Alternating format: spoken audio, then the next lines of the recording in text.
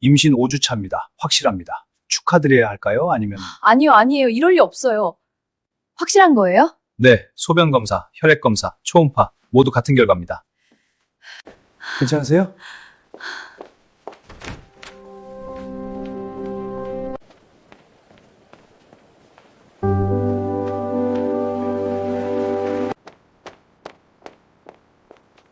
여보세요? 네? 큰일 났어. 2023년 11월 3일 서울 노원구 한 산부인과 병원 2층 진료실 오후 3시 의사가 서류를 보고 있어요. 건너편에 한 여성이 앉아 있어요. 35살. 얼굴이 창백합니다. 손이 떨리고 있어요. 의사가 입을 엽니다. 임신 5주 차입니다. 확실합니다. 여성이 얼어붙어요. 믿을 수가 없어요. 의사가 다시 물었어요. 축하드려야 할까요? 아니면 여성이 고개를 저었어요. 아니요. 아니에요. 이럴 리 없어요. 의사가 침묵합니다. 여성이 떨리는 목소리로 물었어요. 확실한 거예요? 의사가 고개를 끄덕입니다. 네. 소변 검사, 혈액 검사, 초음파 모두 같은 결과입니다. 여성이 일어섭니다. 비틀거립니다. 벽을 잡았어요. 의사가 물어봅니다. 괜찮으세요? 여성은 대답하지 않았어요. 진료실을 나와서 복도를 걷고 계단을 내려갑니다. 1층 로비. 사람들이 많았어요. 임산부들, 아기들, 행복한 가족들. 여성은 밖으로 나갑니다. 11월의 차가운 바람. 숨을 쉴 수가 없었어요. 벤치에 앉아서 핸드폰을 꺼내고 엄마에게 전화합니다. 신호음이 울립니다. 한 번, 두 번, 세 번. 엄마가 받았어요. 여보세요? 딸아? 여성은 울음을 터뜨립니다. 엄마, 어머니가 놀랍니다. 왜 우니? 무슨 일이니?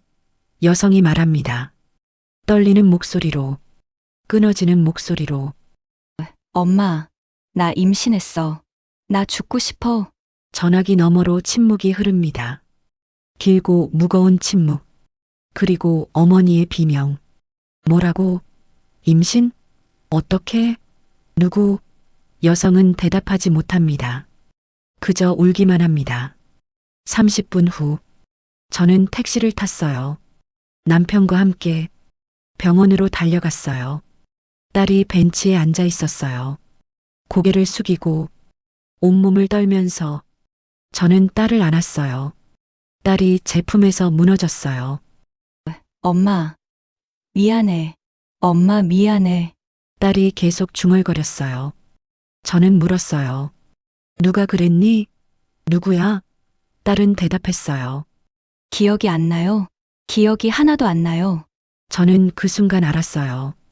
우리 딸에게 무슨 일이 있었는지 말하지 않아도 알 수 있었어요. 딸의 떨림이, 딸의 눈빛이, 딸의 공포가 모든 걸 말해주고 있었어요. 그날 저는 맹세했어요. 반드시 찾아내겠다고. 우리 딸한테 이런 짓을 한 놈을 반드시 벌을 받게 하겠다고. 하지만 저는 그때 몰랐어요. 그 사람이 누군지, 얼마나 악한 사람인지, 우리 딸만 당한 게 아니라는 걸, 수백 명이, 수천 명이 그 사람에게 당했다는 걸. 오늘 이 이야기를 하는 이유가 있어요. 여러분의 딸을, 손녀를, 조카를 지키기 위해서입니다. 제 딸이 당한 일, 여러분 가족은 절대 당하면 안 됩니다. 저는 62세입니다. 평범한 어머니입니다. 서울 노원구에서 남편과 작은 식당을 30년 넘게 운영했어요. 딸 하나 키웠어요. 소중한 딸 하나. 그 딸이 2023년 10월 단 하루 만에 인생이 무너졌어요. 한 사람을 만났기 때문입니다. 한 사람을 믿었기 때문입니다. 그 사람은 누구였을까요? 어떻게 우리 딸을 그렇게 만들었을까요? 대체 무슨 일이 있었던 걸까요? 지금부터 있는 그대로 말씀드리겠어요. 한 달 전으로 돌아가겠어요. 2023년 10월. 그날로. 우리 딸이 그 사람을 만난 날로. 2023년 10월 15일. 일요일. 저녁 6시. 우리 딸이 외출 준비를 하고 있었어요. 거울 앞에 서서 옷을 갈아입고 있었어요. 평소보다 신경 써서 화장도 했어요. 가볍게 첫인상이 중요하다고 했어요. 저는 부엌에서 설거지를 하고 있었어요. 딸에게 물었어요. 어디 가니? 딸이 대답했어요. 지인 소개로 모임 가요. 사업가들 모임이래요. 인맥 쌓으라고. 저는 걱정됐어요. 모르는 사람들 모임이잖아. 딸이 웃었어요. 괜찮아요, 엄마. 지인이 같이 가요. 안전해요. 저는 물었어요. 몇 시에 들어와? 딸이 대답했어요. 10시쯤요. 늦지 않을게요. 저는 지갑에서 5만 원을 꺼냈어요. 택시비. 혹시 모르니까. 딸은 괜찮다고 했지만 저는 주머니에 넣어줬어요. 조심해라. 낯선 사람 조심하고 술 권하면 거절해라. 딸이 웃었어요. 알았어요. 엄마는 걱정이 너무 많아요. 저는 딸을 안았어요. 그냥 이유 없이. 딸이 의아해했어요. 왜요, 엄마? 저는 모른다고 했어요. 그냥 안아보고 싶어서. 딸이 집을 나갔어요. 문이 닫혔어요. 저는 창문으로 내다봤어요. 딸이 버스 정류장으로 걸어가고 있었어요. 멀어지고 있었어요. 저는 그때 몰랐어요. 그게 마지막 평범한 모습일 줄은. 오후 10시. 딸에게서 연락이 없었어요. 전화했어요. 받지 않았어요. 문자 보냈어요. 읽음 표시도 안 떴어요. 11시, 12시, 새벽 1시. 여전히 연락이 없었어요. 저는 지인에게 전화했어요. 딸과 같이 갔다는 그 지인. 모임 끝났냐고 물었어요. 지인이 대답했어요. 네, 9시쯤 끝났어요. 딸은 8시쯤 먼저 나갔다고 했어요. 저는 놀랐어요. 8시? 그럼 지금 어디 있는 거지? 지인도 모른다고 했어요. 먼저 나가서 저도 몰라요. 저는 불안해졌어요. 남편을 깨웠어요. 딸이 안 들어왔다고 했어요. 새벽 2시. 남편이 경찰에 전화하려고 했어요. 그때 현관문이 열렸어요. 딸이 들어왔어요. 저는 달려갔어요. 어디 있었니? 연락도 안 되고. 딸이 대답했어요. 핸드폰 꺼졌어요. 충전 다 돼서. 친구 집에 들렀다 왔어요. 저는 이상했어요. 딸 얼굴이, 눈이 풀려 있었어요. 걸음걸이가 이상했어요. 술 마셨냐고 물었어요. 딸이 고개를 끄덕였어요. 조금요. 괜찮아요. 자러 갈게요. 방으로 들어갔어요. 문을 닫았어요. 저는 남편을 봤어요. 뭔가 이상한데. 남편도 고개를 끄덕였어요. 나도 그래. 하지만 저희는 더 묻지 않았어요. 딸이 무사히 돌아왔으니까 그걸로 됐다고 생각했어요. 그게 얼마나 큰 실수였는지. 그날 밤 우리가 더 물어봤더라면, 딸이 무슨 일을 겪었는지 알아냈더라면. 하지만 저희는 몰랐어요. 그날 밤 딸 방에서 무슨 일이 벌어지고 있었는지. 딸은 샤워를 했어요. 1시간 넘게. 뜨거운 물로 피부가 빨개지도록. 그리고 침대에 누웠어요. 천장을 봤어요. 눈물이 흘렀어요. 소리 없이.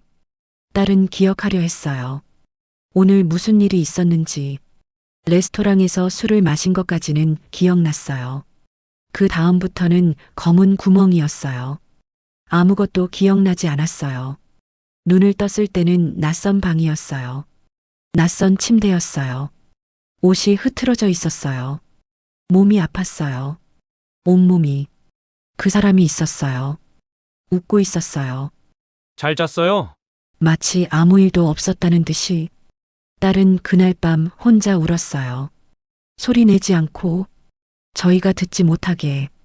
베개에 얼굴을 묻고, 새벽까지. 그렇게 첫 번째 밤이 지나갔어요. 딸이 우리한테 말한 건 3주가 지난 후였어요. 임신 사실을 알고 나서야. 그 전까지 딸은 혼자 버텼어요. 혼자 무너지고 있었어요. 저는 그 3주를 후회합니다. 왜 눈치채지 못했을까? 왜 더 물어보지 않았을까? 딸이 매일 우리 앞에서 무너지고 있었는데 저는 모르고 있었어요. 그 사람이 누구인지도 몰랐어요. 그 사람이 우리 딸한테 무슨 짓을 했는지도 몰랐어요. 그 사람이 얼마나 악한 인간인지도 지금부터 말씀드리겠어요. 그 사람이 누구였는지, 어떻게 우리 딸을 속였는지, 그리고 우리 딸만 당한 게 아니었다는 걸 여러분도 아셔야 합니다. 여러분 가족도 당할 수 있어요. 지금 이 순간에도 그 사람 같은 인간들이 여러분 딸을, 손녀를 노리고 있어요. 그 사람은 누구였을까요? 이름은 밝히지 않겠어요. 법적 문제가 있을 수 있어서 그냥 B라고 부르겠어요. 40대 초반, 키 180cm, 잘생긴 외모, 좋은 옷차림, 부드러운 말투. B는 자기를 이렇게 소개했어요. 크리에이터 전문 기업 대표, 젊은 창작자들을 돕는 일을 한다고, 한남동 유엔빌리지에 사무실이 있다고, 유명 호텔의 5대 주주라고, 유명 그룹 회장과 친분이 있다고, 여러 연예인들과 일한다고. 모두 거짓말이었어요. 아니, 반은 진실이었어요. 그게 더 무서웠어요. 완전한 거짓말은 들통나기 쉽어요. 하지만 반쯤 진실인 거짓말은 믿게 됩니다. B는 정말 회사가 있었어요. 한남동에 사무실도 있었어요. 직원들도 있었어요. 모두 B를 대표님이라고 불렀어요. 90도로 인사했어요. 하지만 그게 전부가 아니었어요. 그 회사는 껍데기였어요. 사람들을 속이기 위한, 신뢰를 쌓기 위한. B의 진짜 사업은 따로 있었어요. 투자 사기였어요. 비상장 주식을 판다고 했어요. 곧 상장될 거라고 했어요. 지금 사면 10배, 20배 오른다고 했어요. 사람들이 믿었어요. B의 화려한 경력을 보고, B의 넓은 인맥을 보고, B의 사무실을 보고 돈을 냈어요. 1,000만 원, 5천만 원, 1억 원, 어떤 사람은 5억까지. 주식은 가짜였어요. 상장은 없었어요. B는 그 돈을 가져갔어요. 자기 생활비로, 자기 사치품 구매로, 그리고 다음 사기를 위한 미끼로. 피해자가 얼마나 될까요? 경찰 조사 결과 1,000명이 넘었어요. 피해액은 최소 140억, 많게는 300억으로 추산됐어요. 하지만 그것도 전부가 아니었어요. B는 여성들도 노렸어요. 젊은 여성들을, 재취업을 원하는 여성들을, 기회가 필요한 여성들을. B는 모임을 자주 열었어요. 사업가 모임, 네트워킹 파티, 한남동 사무실에서, 또는 B가 운영한다는 레스토랑에서 여성들이 왔어요. 지인 소개로, 취업 기회를 찾아서. B는 친절했어요. 관심을 보였어요. 우리 회사에 필요한 인재라고 했어요. 면접 보자고 했어요. 여성들은 기뻤어요. 기회라고 생각했어요. B를 믿었어요. 그리고 B와 단둘이 만났어요. 식사 약속을, 상담이라는 명목으로. 그때부터 B의 진짜 얼굴이 드러났어요. 술을 권했어요. 계속, 집요하게. 와인, 독주, 강한 술, 거절하기 어렵게 만들었어요. 이 정도는 사회생활이라고 했어요. 분위기 깨지 말라고 압박했어요. 여성들은 마셨어요. 거절하지 못하고. B는 더 권했어요. 한 잔 더, 한 잔 더. 여성들의 의식이 흐려졌어요. 기억이 끊겼어요. 눈을 떴을 때는 낯선 방이었어요. B의 집이었어요. 유엔빌리지. 몸이 아팠어요.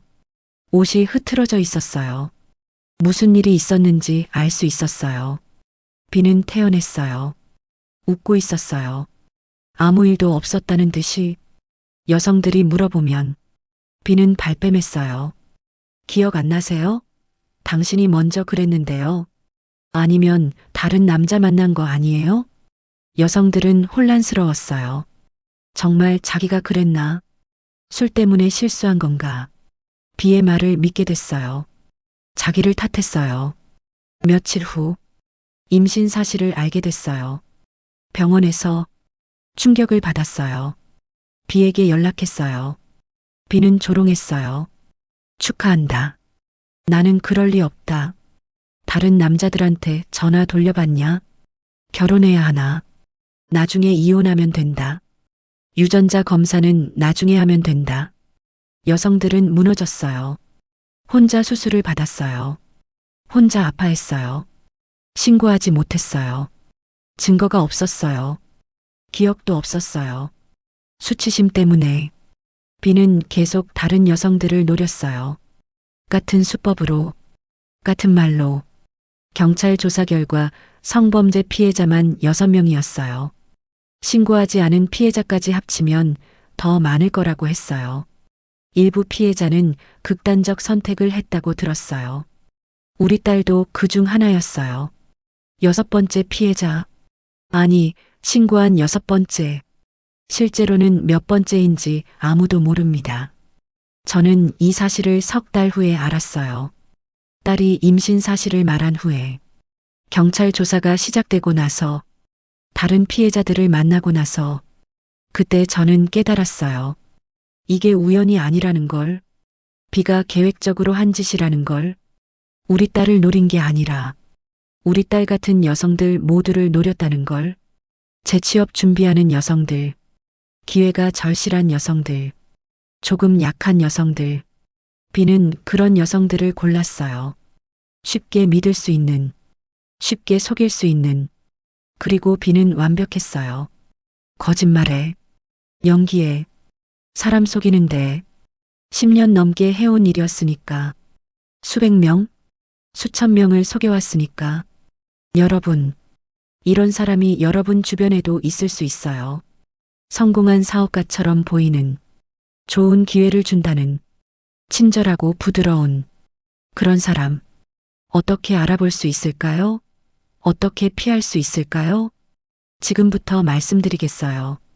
비가 쓴 수법들을, 신뢰를 쌓는 방법들을, 그리고 어떻게 조심해야 하는지 여러분의 가족을 지키기 위해서 반드시 들으셔야 합니다. 저는 평범한 어머니입니다.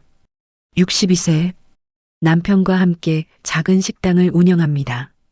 서울 노원구, 30년 넘게 살아온 동네입니다. 딸 하나 키웠어요. 아들은 없어요. 딸만 하나, 소중한 딸 하나. 딸 이름은 밝히지 않겠어요. 그냥 우리 딸이라고 부르겠습니다. 딸은 올해 35이고 미혼입니다.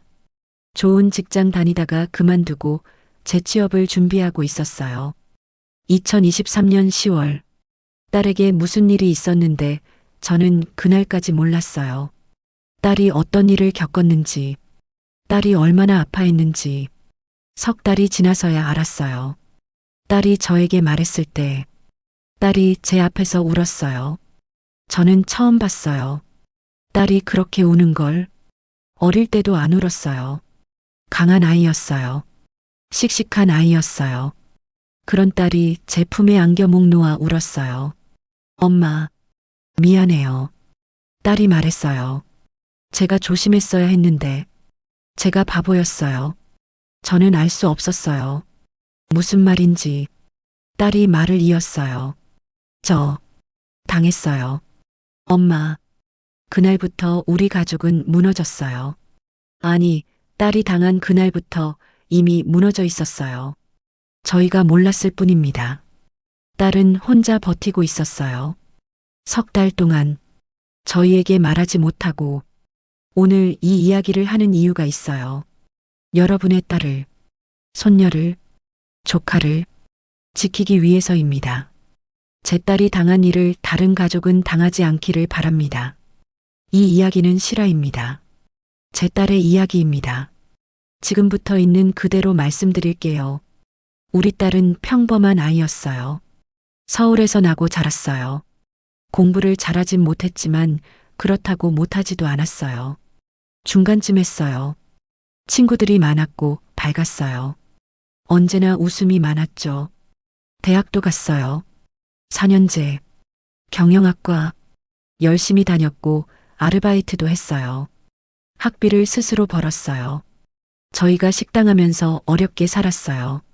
딸이 알았고 부담 주기 싫어서 알아서 했어요. 졸업하고 취직했어요. 작은 회사였어요. 마케팅 일을 했어요. 월급 많지 않았어요. 200만 원 남짓. 하지만 성실히 다녔어요. 5년을 다녔어요. 그런데 2022년 말 회사가 어려워져 구조조정을 했고 딸이 잘렸어요. 딸은 집에 돌아와서 말했어요. 괜찮아요. 엄마, 다른 데 알아볼게요. 하지만 쉽지 않았죠. 2023년 내내 구직 활동을 했어요. 35, 경력 5년. 애매한 나이였어요. 신입으로 가기엔 나이가 많고, 경력직으로 가기엔 경력이 짧고, 딸이 조급해졌어요. 저희는 걱정했어요. 서두르지 말라고 했어요. 천천히 알아보라고 했어요. 하지만 딸은 조급했어요. 재취업이 간절했어요. 2023년 10월, 딸에게 지인의 연락이 왔어요. 고등학교 동창회 친구 모임이 있다고 했어요. 사업가들 모임이라고 했어요. 가면 인맥도 쌓이고 취업에 도움될 수도 있다고 했어요. 딸은 모르는 사람들과의 모임이 부담스러웠고 고민했어요. 하지만 지인 말이 맞았죠. 인맥이 필요했고 취업에 도움이 될 수도 있었기에 딸은 가기로 했어요. 그날 저녁 딸이 옷을 조금 신경 써서 입고 외출했어요. 첫인상이 중요하다고 하면서 저는 물었죠. 몇 시에 들어와? 딸이 대답했어요. 10시쯤요. 늦지 않을게요. 저는 조심해라. 늦으면 택시 타고 와라라고 말했죠. 딸이 웃으면서 대답했어요. 알았어요. 엄마는 걱정이 너무 많아요. 그게 딸이 저에게 한 마지막 평범한 말이었어요. 다음 날부터 딸은 달라져 있었어요. 저는 그때는 몰랐어요. 딸이 간 곳은 한남동이었어요. 유엔빌리지. 비싼 동네여서 저희 같은 사람들은 가볼 일도 없는 곳이에요. 딸도 처음 가봤다고 했어요.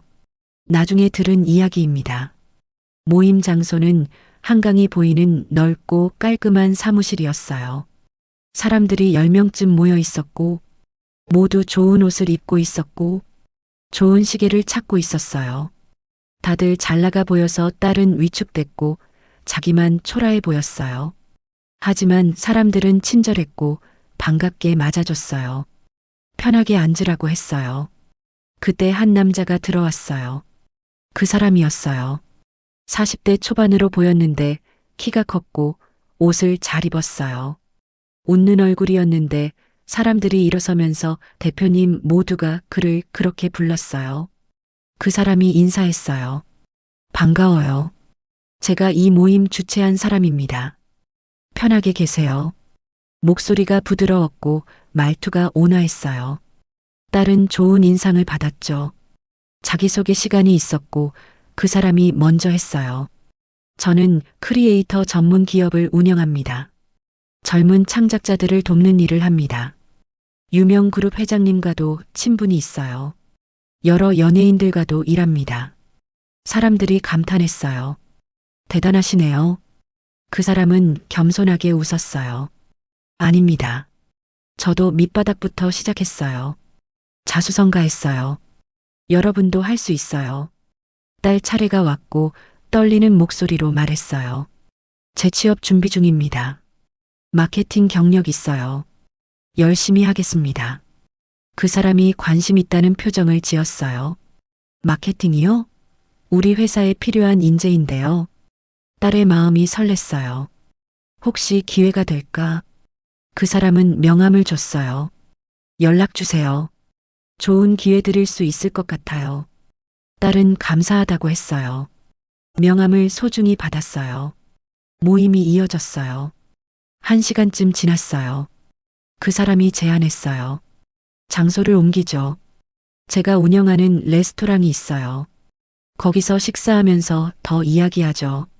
사람들이 좋다고 했어요. 차를 타고 이동했어요. 레스토랑은 멀지 않았어요. 고급스러웠어요. 딸은 처음 가보는 그런 곳이었어요. 식사가 시작됐어요. 음식이 나왔어요. 술도 나왔어요. 그 사람이 권했어요. 한 잔씩 하시죠. 건배. 사람들이 마셨어요. 딸도 마셨어요. 분위기상 거절하기 어려웠어요. 그 사람이 계속 권했어요. 한 잔 더. 이건 좋은 술입니다. 외국에서 공수한 겁니다. 비싼 겁니다. 드셔보세요. 딸은 사양했어요. 술을 잘 못한다고 했더니 그 사람은 웃었어요. 괜찮아요. 이 정도는 사회생활이죠. 딸은 또 마셨어요. 어느새 몇 잔째였어요. 머리가 아팠고 속이 너무 안 좋아서 양해를 구했어요. 죄송한데 저 먼저 일어나야 할 것 같아요. 그 사람이 말했어요. 벌써요? 아쉽네요. 딸은 일어섰고 인사했어요. 감사했습니다. 택시를 타고 집으로 돌아왔는데 11시쯤이었어요. 저는 잠들어 있었고 딸은 조용히 방으로 들어갔어요. 다음 날 아침, 딸이 늦게 일어났는데 얼굴이 안 좋았어요. 괜찮냐고 물었죠. 딸이 대답했어요. 숙취해요. 괜찮아요. 저는 물을 줬어요. 많이 마시라고 했어요. 오후쯤 딸 핸드폰이 울렸어요. 모르는 번호였어요. 딸이 받았어요. 그 사람이었어요. 어제 일찍 가셔서 아쉬웠어요. 오늘 시간 되세요? 제대로 된 식사 대접하고 싶어요. 딸은 고민했어요. 아직 몸이 안 좋아서 거절하고 싶었지만 그 사람은 대표였어요. 취업 기회를 줄 수도 있는 사람이었어요. 거절하면 기회를 놓칠 것 같았죠. 딸은 승낙했어요. 좋아요. 몇 시에 어디서 만날까요? 물었더니 그 사람이 차 보내드릴 테니 편하게 타고 오세요. 라고 했고 딸은 주소를 보냈어요. 그 사람이 차를 보냈어요. 저녁 6시 검은색 승용차가 집 앞에 왔고 딸이 그 차를 탔어요. 저는 물었죠. 어디 가니? 딸이 대답했어요. 취업 관련해서 사람 만나요. 저는 말했어요. 조심해라. 그게 제가 딸에게 한 마지막 평범한 말이었어요. 만약 그때 제가 알았다면, 만약 제가 말렸다면, 딸은 그 차를 타지 않았을 겁니다. 하지만 저는 몰랐고 딸을 보냈어요. 그리고 딸은 돌아오지 않았어요. 아니, 돌아오긴 했어요. 하지만 예전의 딸이 아니었어요. 차는 한남동으로 그 사람 사무실로 갔어요. 딸이 내렸더니 그 사람이 기다리고 있었어요. 웃는 얼굴이었어요. 어서 오세요. 딸을 안내했고 사무실로 들어갔어요. 사무실은 넓었고 직원들이 있었는데 모두 그 사람을 대표님이라고 불렀어요. 다들 90도로 인사했기에 딸은 생각했죠. 정말 잘 나가는 사람이구나. 그 사람이 말했어요. 우리 회사 구경시켜드릴게요. 이쪽이 디자인팀이고요. 저쪽이 영상팀입니다. 크리에이터들 콘텐츠 제작 돕는 곳입니다. 딸은 감탄했어요. 대단하네요. 그 사람이 계속 말했어요. 제가 5년 전에 시작했어요. 처음엔 사무실도 없었어요. 월세방에서 혼자 시작했어요. 지금은 직원이 30명입니다. 매출도 많이 올랐어요. 성공 스토리, 자수성가 이야기였어요. 딸은 감동받았고 이런 사람이 되고 싶다고 생각했어요. 그 사람이 물었어요. 우리 회사 어때요? 관심 있으세요? 딸은 당연히 그렇다고 했어요. 정말 좋은 회사 같아요. 일하고 싶어요. 그 사람이 웃었어요. 좋아요. 면접 한번 보시죠. 다음 주에 시간 되세요? 딸은 기뻤어요. 정말요? 감사합니다. 그 사람은 손을 저었어요. 아닙니다. 능력 있는 분 모시는 거죠. 그런데 그 전에 오늘은 제대로 식사 대접하고 싶어요. 어제는 모임이라 정신없었잖아요. 딸은 좋다고 했어요. 그 사람이 제안했어요. 근처 호텔 레스토랑 어때요? 음식 정말 좋아요. 딸은 호텔이라는 말에 조금 부담스러웠어요. 하지만 거절하기 어려웠어요. 차를 탔고 호텔로 갔어요. 고급 호텔이었는데 딸은 평생 가본 적 없는 곳이었어요. 그 사람이 말했어요. 민망해하지 마세요. 미리 말씀드리는데요. 제가 이 호텔 5대 주주입니다. 들어가면 다들 저한테 인사할 거예요. 딸은 놀랐어요. 호텔 주주라니. 정말 대단한 사람이구나. 로비로 들어갔어요. 직원들이 인사했어요. 대표님, 어서 오십시오. 그 사람이 자연스럽게 받았어요.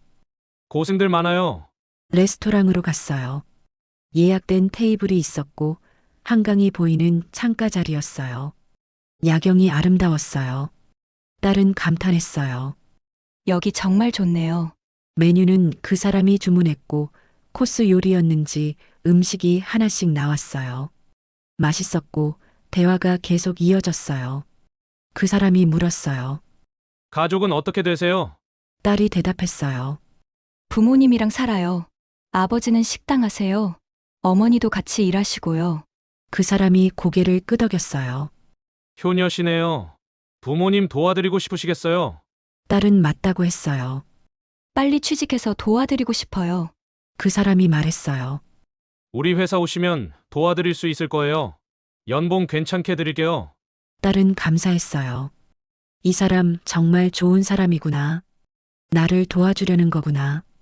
그렇게 생각했어요. 식사가 이어졌어요. 술이 나왔는데 와인이었죠. 그 사람이 따라줬어요. 한잔 하시죠. 건배.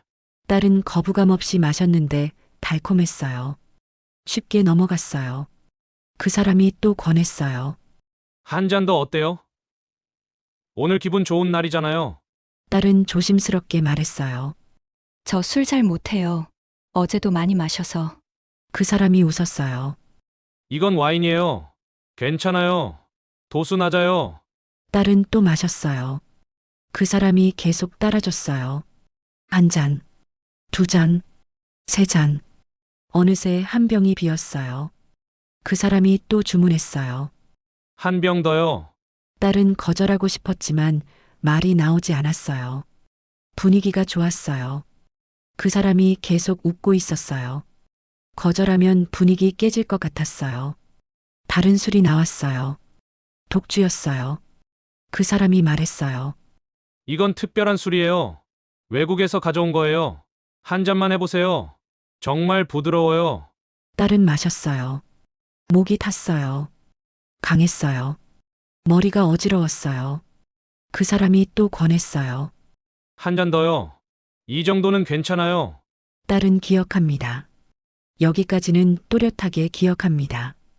그 사람이 계속 술을 따라주던 것, 자기가 거절하지 못하고 마신 것, 머리가 점점 무거워지던 것, 그리고 그 다음은 기억이 없어요. 눈을 떴어요. 낯선 천장이었어요. 레스토랑이 아니었어요. 침대였어요. 모르는 방이었어요. 창문으로 햇빛이 들어왔어요. 한강이 보였어요.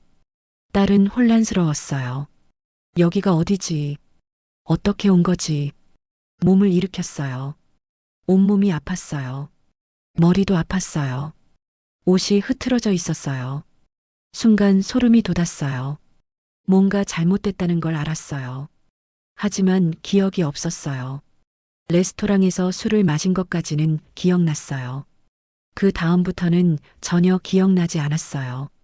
어떻게 이 방에 왔는지, 어떻게 침대에 누운 건지, 그 사이에 무슨 일이 있었는지 아무것도 기억나지 않았어요. 방문이 열렸어요. 그 사람이 들어왔어요. 평상복 차림이었고 웃고 있었죠. 일어났어요? 잘 잤어요? 딸은 물었어요. 떨리는 목소리로. 여기가 어디예요? 그 사람이 대답했어요. 제 집이에요. UN 빌리지요. 어젯밤 식당에서 기억 없으시죠? 딸은 고개를 끄덕였어요. 기억이 안 나요. 어떻게 여기까지? 그 사람이 설명했어요. 술 드시다가 갑자기 쓰러지셨어요. 그래서 제가 모셔왔어요. 집이 가까워서요. 딸은 믿었어요. 그럴 수밖에 없었어요. 기억이 없었으니까요. 죄송해요. 제가 술을 못해서. 폐 끼쳐드렸어요. 그 사람이 손을 저었어요. 아니에요. 괜찮아요. 딸은 집에 가야 한다고 했어요. 부모님이 걱정하실 거예요. 그 사람이 차를 불러줬어요. 조심히 들어가세요. 딸은 나왔어요. 차를 탔어요. 집으로 돌아왔어요. 제가 물었어요. 어제 어디 있었니? 연락도 안 되고. 딸이 대답했어요. 친구 집에서 자고 왔어요. 핸드폰 꺼져서 몰랐어요. 저는 믿었어요. 딸을 믿었어요. 하지만 딸은 거짓말을 한 겁니다. 저에게 말할 수 없었던 겁니다. 부모님이 걱정하실까봐 자기 잘못인 것 같아서. 딸은 방으로 들어갔고 샤워를 했는데 1시간 넘게 오래 하길래 이상하다고 생각했지만 묻지 않았어요. 며칠이 지났는데도 딸이 계속 이상했어요. 밥을 잘 먹지 않았고 방에만 있었어요. 웃지도 않았어요. 제가 어디 아프냐고 물었지만 딸은 고개를 저었어요. 일주일쯤 지났을 때 딸이 미열이 있었고 몸이 안 좋아 보여서 병원 가보라고 했어요. 그러나 딸은 괜찮다고, 그냥 감기인 것 같다고 했어요. 하지만 이틀, 사흘이 지나도 나아지지 않았어요. 계속 열이 있었고 결국 병원에 갔어요. 딸 혼자. 저는 식당 일이 있어서 못 갔어요. 저녁에 딸이 돌아왔는데 얼굴이 하였어요. 눈이 풀려 있었고 무슨 일이냐고 물었지만 딸은 대답하지 않았어요. 그러더니 방으로 들어가 문을 잠갔어요. 다음 날도 마찬가지였어요.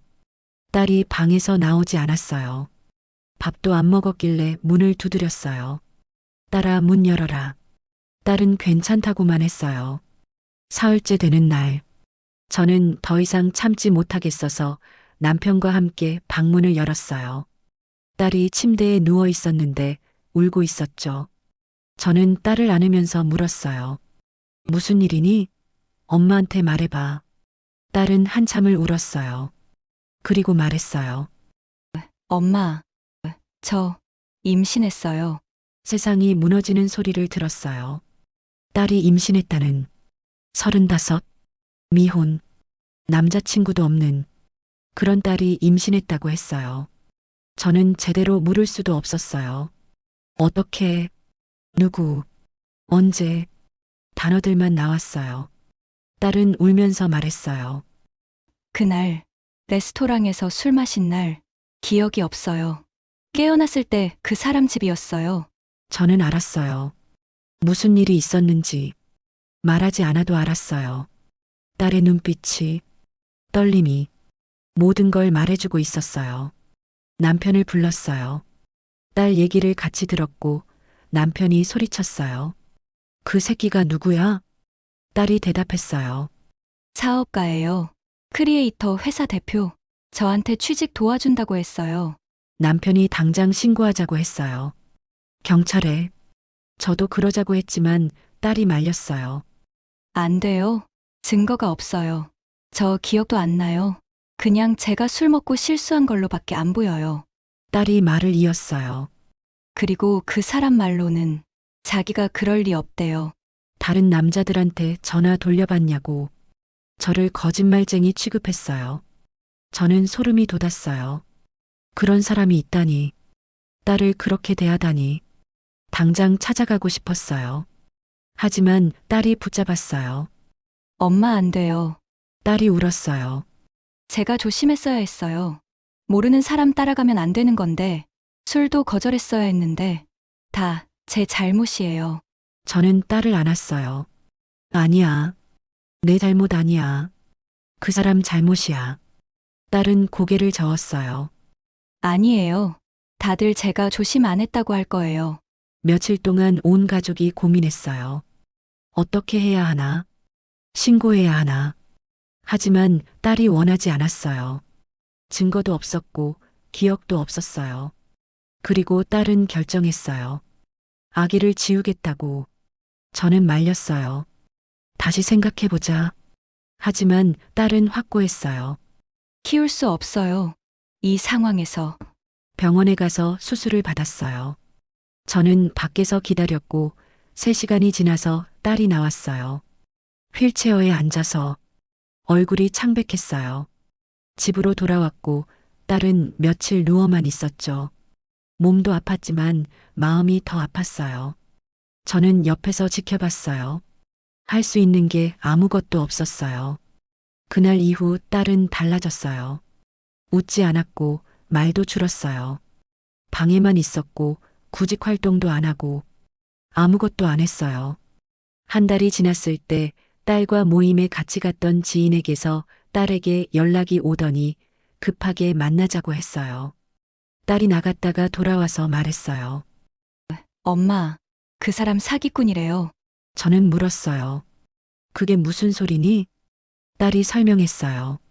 지인이 들은 얘기래요. 그 사람이 투자 사기를 쳤대요. 비상장 주식으로 피해자가 수백 명이래요. 피해액이 수십억이래요. 저는 놀랐어요. 사기꾼이라니. 딸이 계속 말했어요. 그리고 성범죄도 여러 건 저질렀대요. 저만 당한 게 아니래요. 다른 여자들도 있대요. 같은 수법으로. 저는 분노했어요. 그런 놈이, 딸한테 그런 짓을 한 놈이, 다른 사람들한테도 똑같이 했다니. 당장 신고하자고 했어요. 하지만 딸은 여전히 주저했어요. 그 사람이 인맥이 넓대요. 제가 가고 싶은 회사 인사권자랑도 친하대요. 신고하면 제 이름 알려질 거예요. 그럼 취업 못해요. 저는 답답했어요. 취업이 중요한 게 아니잖아. 그 사람 잡아야지. 하지만 딸 입장도 이해했어요. 35, 재취업 절실한. 그런 딸에게 취업은 생존이었어요. 3달이 지났어요. 2024년 1월. 딸에게 다른 피해자로부터 또 연락이 왔고 같이 고소하자고 했대요. 여러 명이 모였대요. 딸이 저에게 물었어요. 엄마 어떻게 할까요? 저는 대답했어요. 내가 결정해라. 엄마는 내 결정 존중할게. 딸은 며칠 고민했고 하겠다고. 결정했죠. 신고하겠다고. 더 이상 피해자 나오지 않게 하겠다고. 2024년 4월. 딸은 경찰에 신고했어요. 경찰서에 갔어요. 딸과 함께, 남편과 함께, 3명이서 딸이 진술했어요.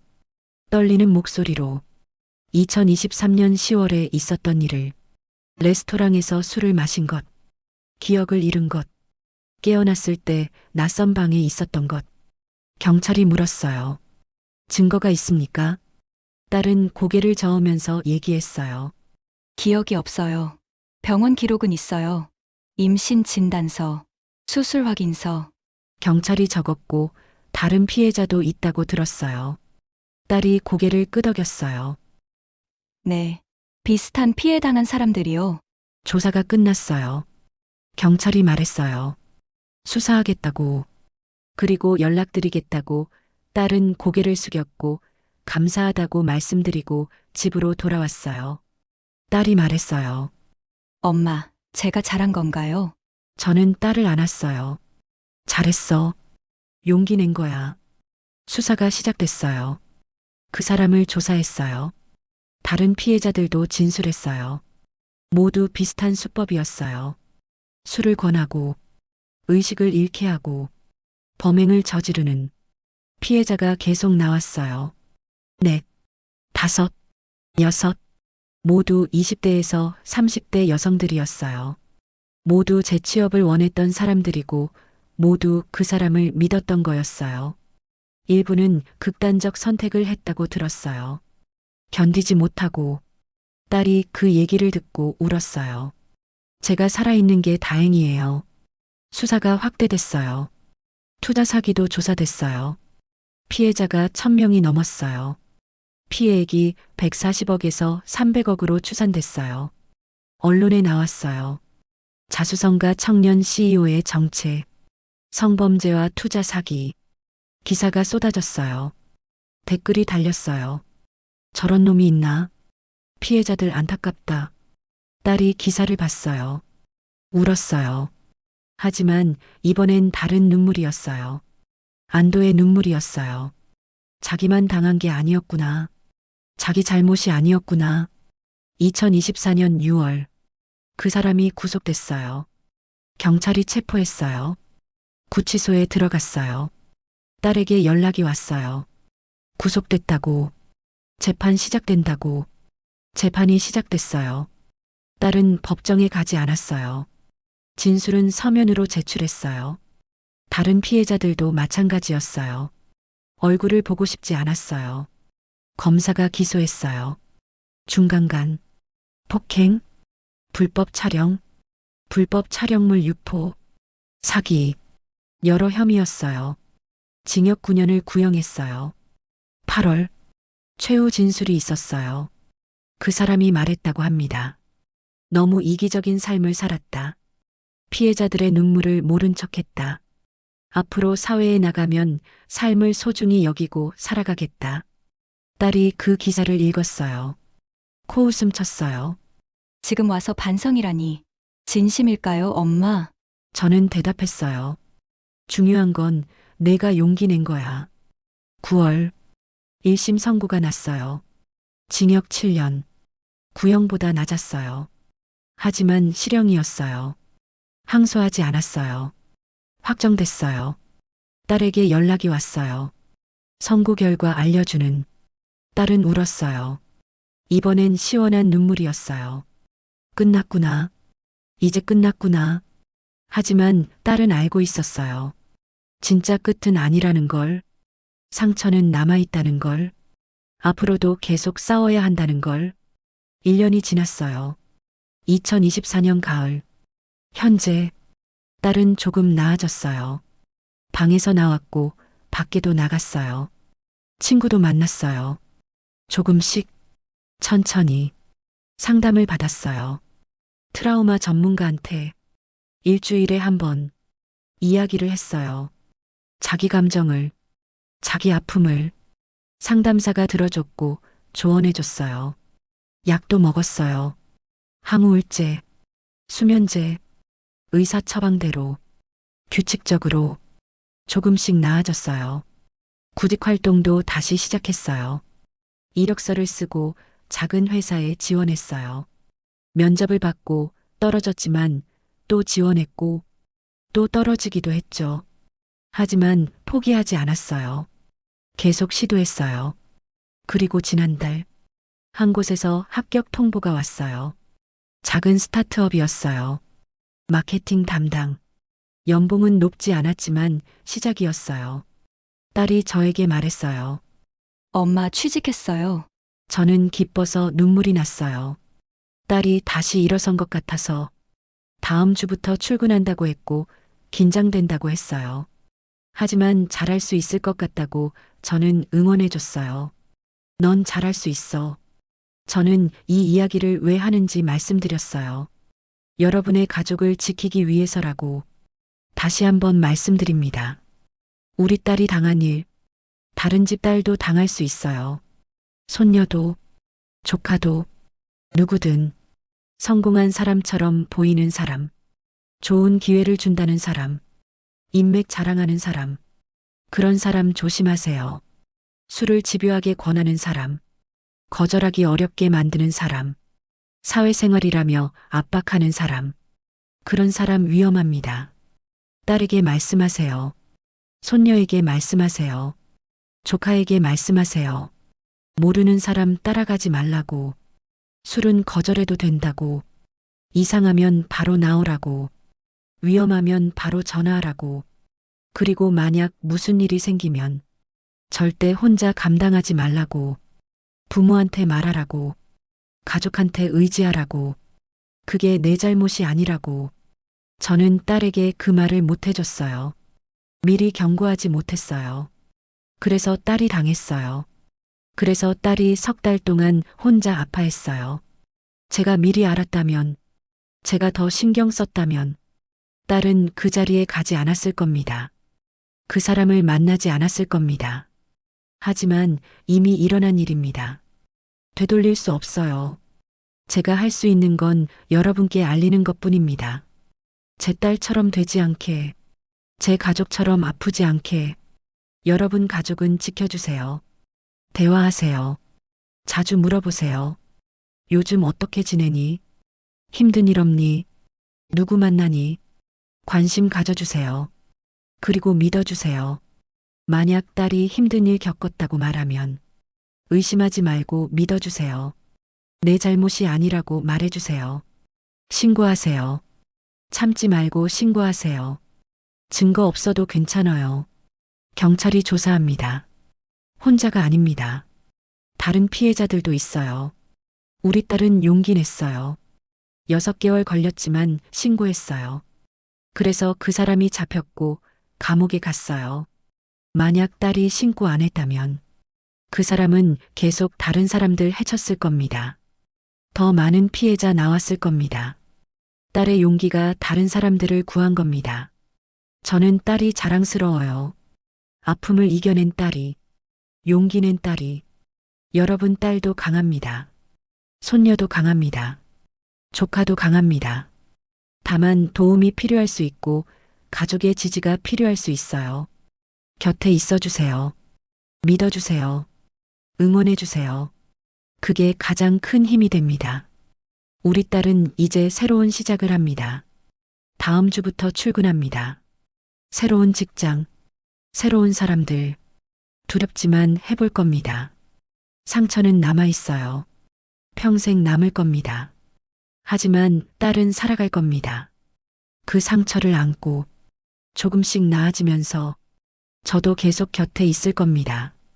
딸을 지켜볼 겁니다. 응원할 겁니다. 부모로서 할 수 있는 전부를 할 겁니다. 여러분도 그렇게 해주세요. 가족을 지켜주세요. 사랑해주세요. 믿어주세요. 그리고 기억하세요. 성공한 사람처럼 보인다고 좋은 사람은 아닙니다.